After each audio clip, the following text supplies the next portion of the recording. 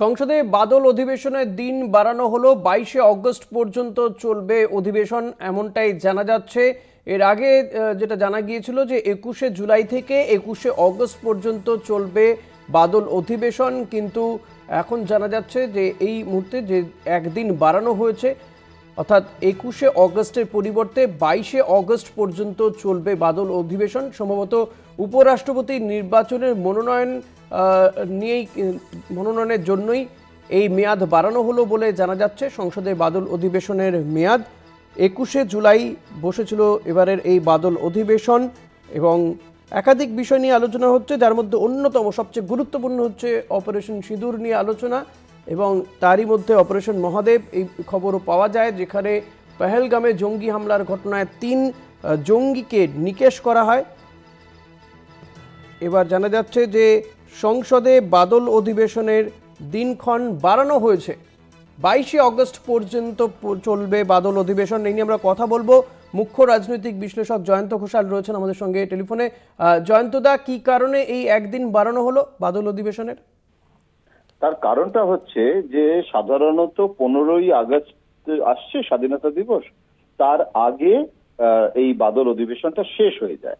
সুতরাং 12-13 তারিখে নাগাদ শেষ হয়ে যাওয়ার কথা। তার কারণটা হচ্ছে 15ই আগস্ট পর্যন্ত, মানে তার পরে এটাকে টানার ছিল না। তারপরে প্রথমে ঠিক করলো যে 15ই আগস্টে যদি ছুটি তো হবেই, 15ই আগস্টে ছুটি তো দিতেই হবে।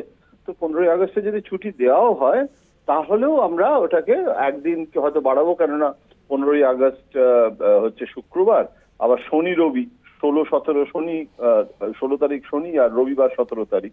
এখন এইটাকে এই যে বাড়িয়ে দেওয়া হলো 22 তারিখ পর্যন্ত, মানে আরো একটা সপ্তাহ এক্সট্রা করে দেওয়া হলো।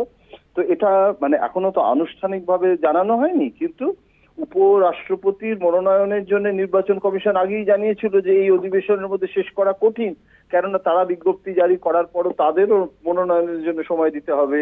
মনোনয়ন যারা যারা করবে তাদের প্রত্যাহারের জন্য সময় দেওয়া দরকার, কেউ যদি প্রত্যাহার করে। তো নির্বাচন কমিশনের একটা প্রক্রিয়া যেরকম হয়, এবং ভাইস প্রেসিডেন্টের নির্বাচনটার যে প্রক্রিয়া সেটা কিন্তু সংবিধানে লেখা আছে। ভাইস প্রেসিডেন্ট মানে ইস্তফা দেওয়া না দেওয়া নিয়ে কিছু লেখা নেই, কারণ এরকম ঘটনা কখনো হয়নি। কিন্তু এরকম ক্ষেত্রে কতদিন ধরে নতুন নির্বাচনে হবে, মানে নতুন মনোনয়ন হবে, তার তো একটা প্রক্রিয়া আছে, সেটা তো মানতে হবে। সুতরাং এটা একটা মস্ত বড় কারণ বলে মনে করা হচ্ছে। সভাপতি দিল্লিতে আজকে শুরু হয়ে গেছে, এটা প্রধানমন্ত্রীর জবাবি ভাষণের পর সঙ্গে সঙ্গে একটা আলোচনা শুরু হয়ে গেছে, এবং খট্টারের নাম এখন সব থেকে আগে চলছে যে উপরাষ্ট্রপতি পদে খট্টারকে, কারণ খট্টার দলের সভাপতিও তো কে হবে সেটা নিয়ে চলছিল, এবং খট্টার কি নামটা এসে যাচ্ছিল। তো সেখানে এইবারে খট্টার যদি ভাইস প্রেসিডেন্ট হয় তাহলে সেক্ষেত্রে একজন ক্যান্ডিডেট দলের সভাপতির ব্যাপারটাও কিন্তু আজকে জানিয়ে দেওয়া হয়েছে যে 4টে রাজ্যে নতুন সভাপতি করা হবে, এবং নাড্ডার জায়গাও নতুন সর্বভারতীয় সভাপতি ঠিক করা হবে। সুতরাং খুব দ্রুত কিন্তু ঘটনাবলী দিতে এগোচ্ছে ঋষিকেশ। ধন্যবাদ জয়ন্তদা। 22শে অগস্ট পর্যন্ত বাড়ল সংসদের বাদল অধিবেশনের মেয়াদ। সম্ভবত উপরাষ্ট্রপতি নির্বাচনের মনোনয়নের জন্য এই দিনক্ষণ বাড়ানো হলো।